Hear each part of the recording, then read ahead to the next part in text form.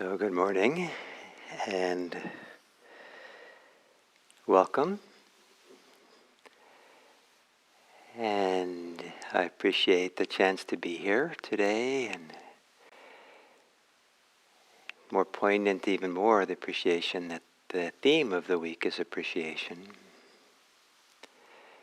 So for this meditation, I'd like to suggest that one of the purposes of meditation, mindfulness meditation, is for us to understand ourselves better. And if there's too much emphasis on relaxation or having particular experience of concentration, or even too emphasis is on somehow diminishing the amount of suffering we have, all those are fine. But if they're done at the cost of not really understanding oneself well and deeply, then some of the ways in which our mind, our hearts behave or act or function will continue to operate subconsciously or in ways we don't understand because we don't understand ourselves. And we won't necessarily understand what our needs are very well, or what our challenges are that we have to somehow, would be nice to live a preventive life, preventing our suffering rather than responding to our suffering or trying to reduce it once it's there. So this task of understanding, and what is it that you don't understand about yourself that sitting quietly can make known? Not to analyze or think about this question, and not to analyze and think about whatever understanding that comes, but even just the attitude that what we're doing here is making ourselves available to understand ourselves in a deep way.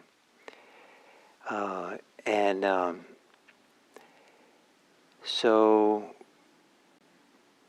part of what's helpful for that is not to come with a lot of preconceived ideas, not to come with preconceived attitudes about ourselves, about what we're doing, any preconceived tendencies to judge in any kind of negative but also positive ways, but to really be able to quiet and be still and just with a kind of a open, available mind. What is it to be understood here?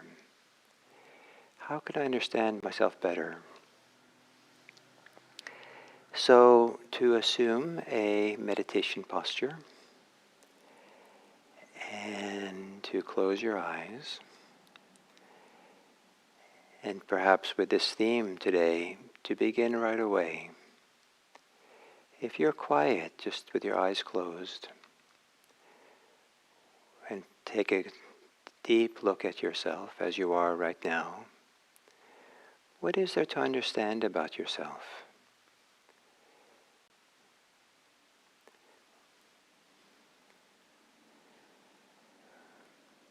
What is it to understand that's maybe particular to this moment, this particular time?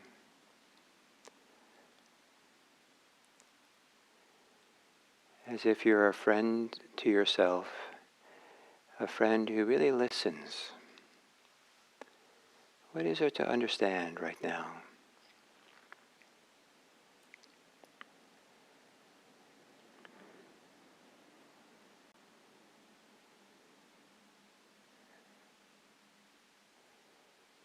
So then to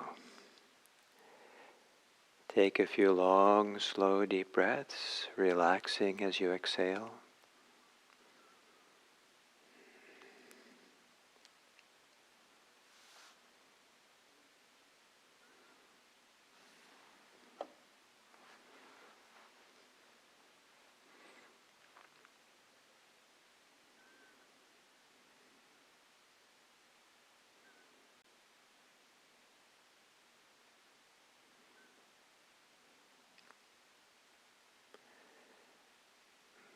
Letting your breathing return to normal. And to still relax your body as you exhale. Relaxing is also a releasing or giving in to the pull of gravity.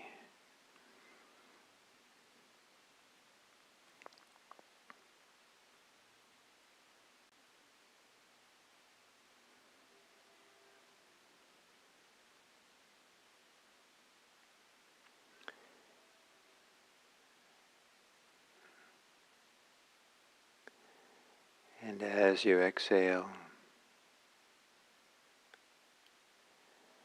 to also soften the thinking mind.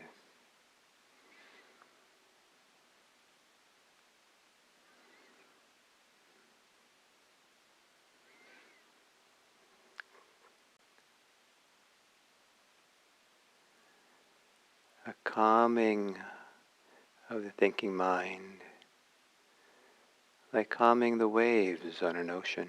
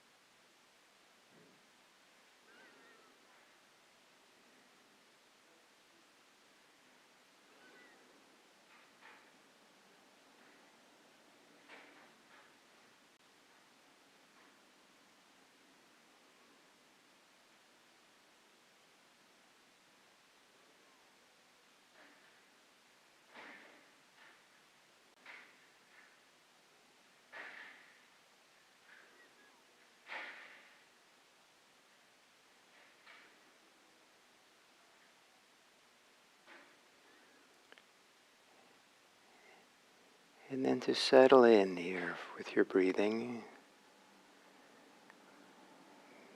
maybe letting go of thoughts as you do.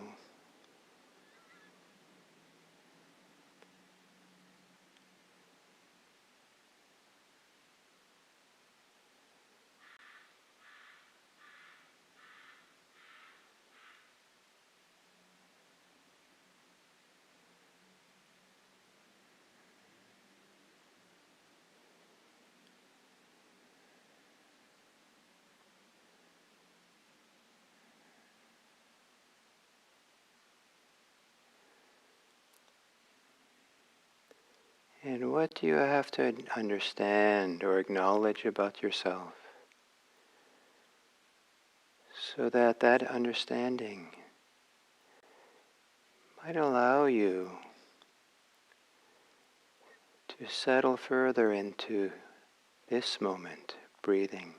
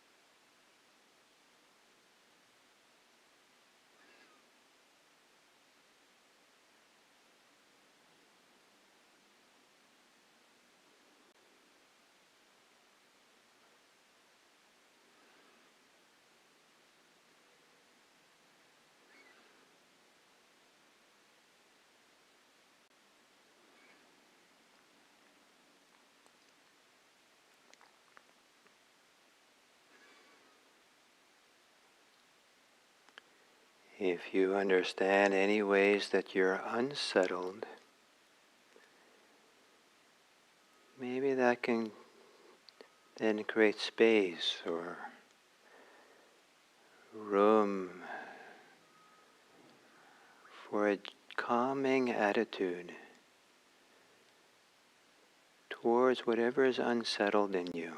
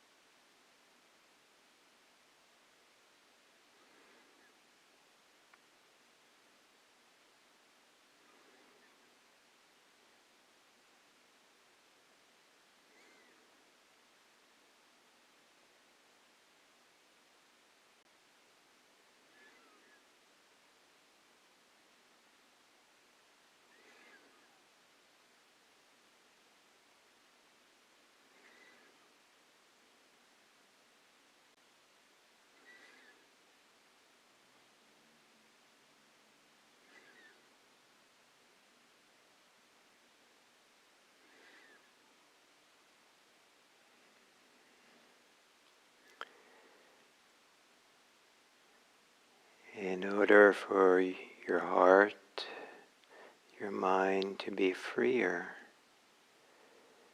what would be useful to understand about yourself?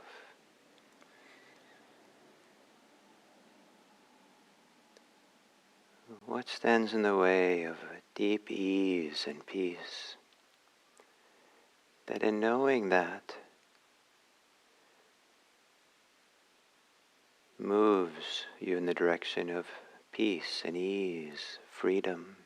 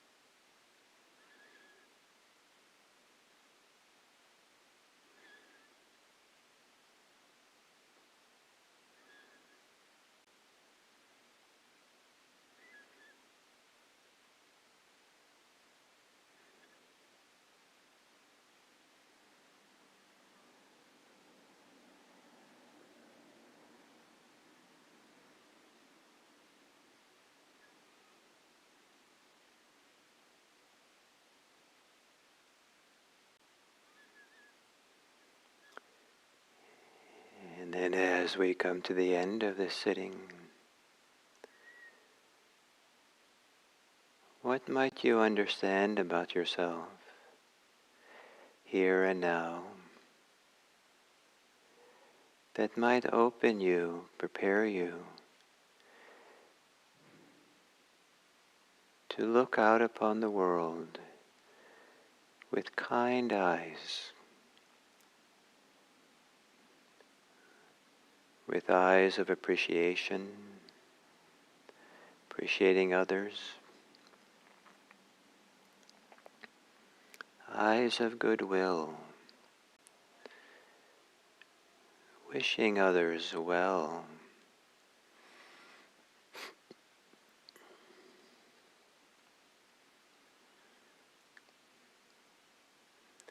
and to end this sitting with gazing upon the world kindly and wishing it well. May all beings be happy. May all beings be safe. May all beings be peaceful. May all beings be free. May all beings be happy in being well understood. May all beings be safe because they're well understood. May all beings become peaceful having been understood by others. May all beings be free, because others have helped them understand themselves. May we live for the welfare and happiness of the world. And may understanding be a vehicle for that.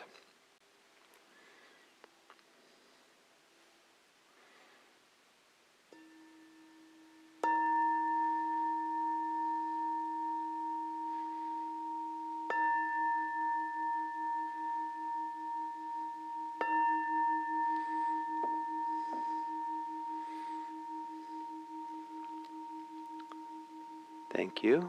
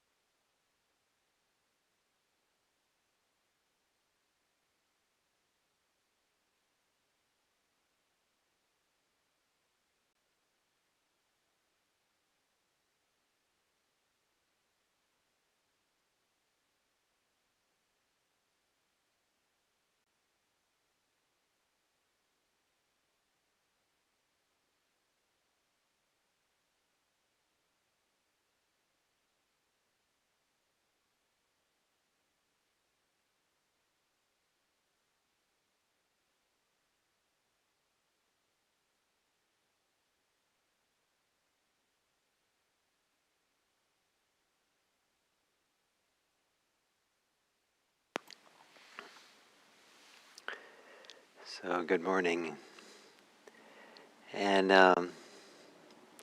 welcome.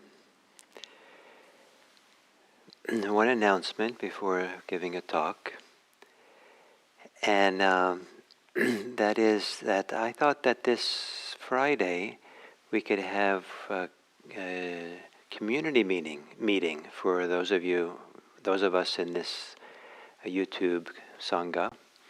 And so after this is over at about 7:45 on Friday, I'll open a Zoom room, and then we could meet there, and could have some discussion, and maybe have some breakout groups. You could meet each other a bit, and I kind of want to do it partly because I'll be gone the month of June. I'm going to go and do a self-retreat up in the Sierras, and I'll be completely disconnected from the electronic world. And so I thought, with my absence before going off, I'd love to say hello and chat a little bit and talk a little bit.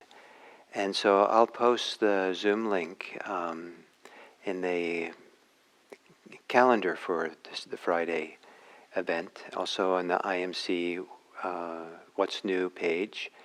And also, I'll put it in the chat here on YouTube. So you'll find it different places. I'll repeat these ideas on Thursday. And those of you who don't want to go on Zoom, we'll keep the YouTube continuing, but there might not be much exchange, and I might be looking at the screen for the people on Zoom. So look forward to meeting those of you who stay for that. So one of the ways of appreciating people, one of the ways of showing appreciation, is to show them that they are understood. Humans have a big need to be understood. I've been in many situations where there's been conflict and people disagreeing vehemently about something, and or some people quite hurt by some behavior, and they're trying to work it out. And the whole situation changes when one of the parties or both parties understands the other, shows that they understand what's going on for the other person. They haven't necessarily agreed with the other party's point of view, but they have understood the point of view and made that clear, understood maybe the background for that point of view or background of what happened and their experience of something. And there's kind of like a magic that happens in communities and in between people when someone feels like they've been understood. Something can relax oftentimes.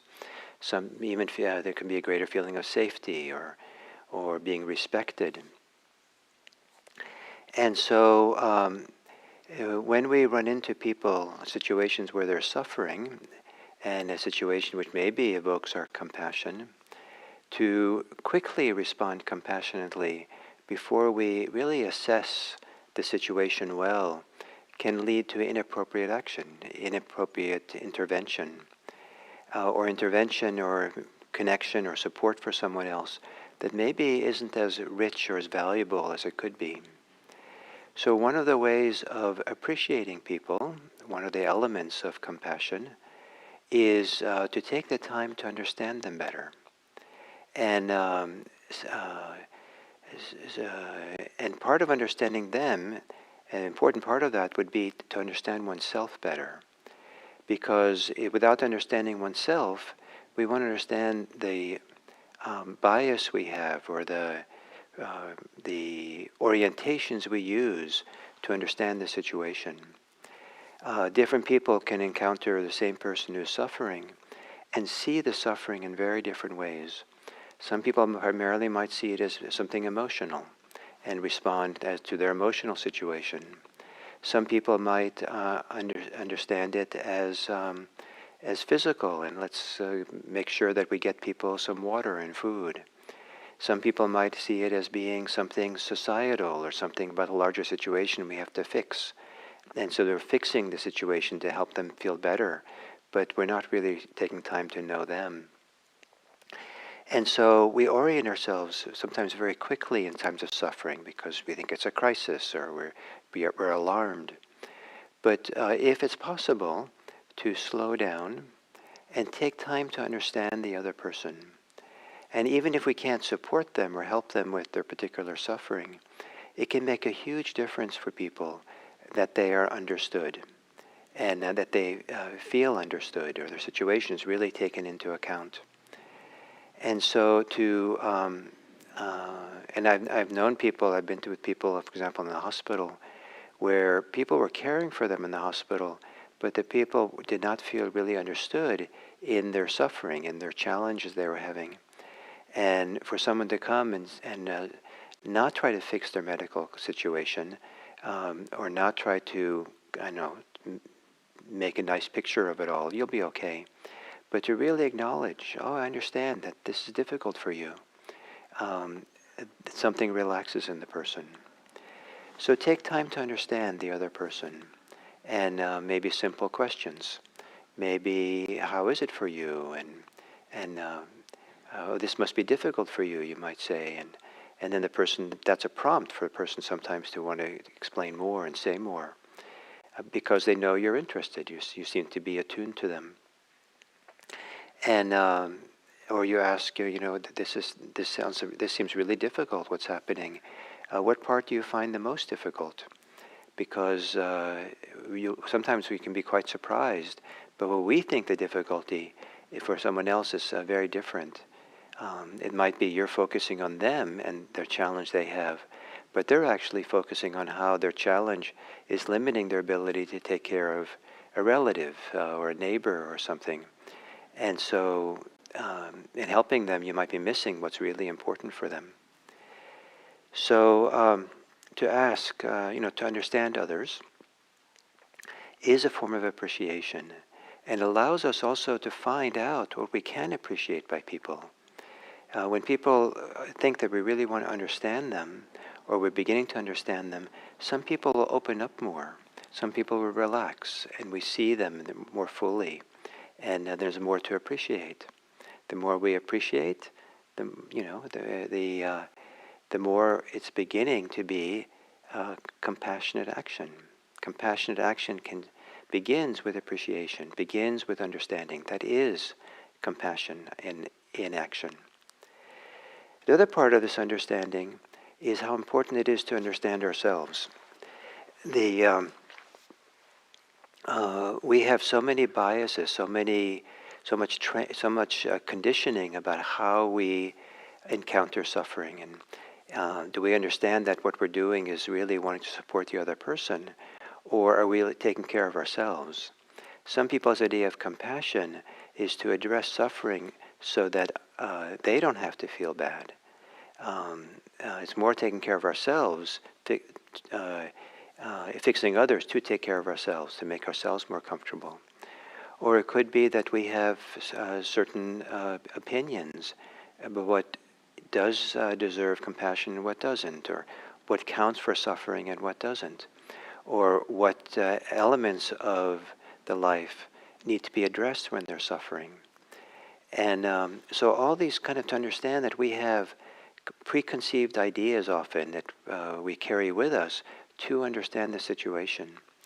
And this is where mindfulness is invaluable, because when we have trained ourselves to be mindful, we'll start becoming more sensitive to the beginning point of an opinion we have, the beginning point of an orientation, a view, a selective process of way of thinking, and we can see it arise at the beginning. Then we can question it, put a question mark. Is this really so? If we see we're focusing on people's emotional life, is it really so that that's what's needed? Do I always look for reading people's emotions? Or there's what comes up is the idea something needs to be fixed here, and I'm responsible to fix it. One of my Achilles' heels is the sense of responsibility for things which are not necessarily my responsibility. It's up to me. So I've had to learn to notice that in myself, that how quickly that gets activated, that, I have to take care of the situation, where it's not mine to take care of, but it is mine to connect to someone, to help people feel understood, to appreciate people, to empathize, to sympathize, and so forth. Also to understand that, what are we trying to do when we are being compassionate, or when we're trying to be with suffering? What are we trying to, how much self is involved there? Are we trying to look good? Are we trying to look good in the eyes of people who are not even here, that we're supposed to be a certain way? Are there a lot of shoulds that we're operating under, or opinions that are we scared? So to understand ourselves better, so both these movements take a little bit of time, and maybe in some situations we have the time. And so to not be a rush into compassionate action, but to take time to appreciate the other person, to find what there is to appreciate something about maybe that's deeper than their surface behavior or what they're saying, and then to try to understand them a little more deeper. What's behind their surface behavior? What's behind what they're saying? What do they need? What do they think they need? What is their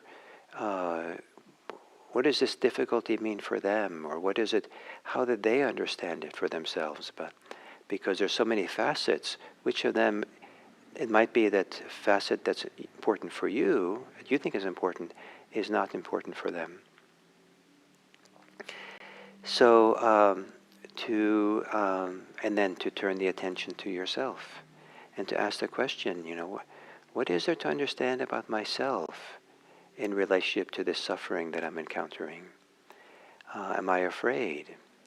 Am I overeager to fix? Do I feel responsible? Am I judging the person in some way or other for what they're doing?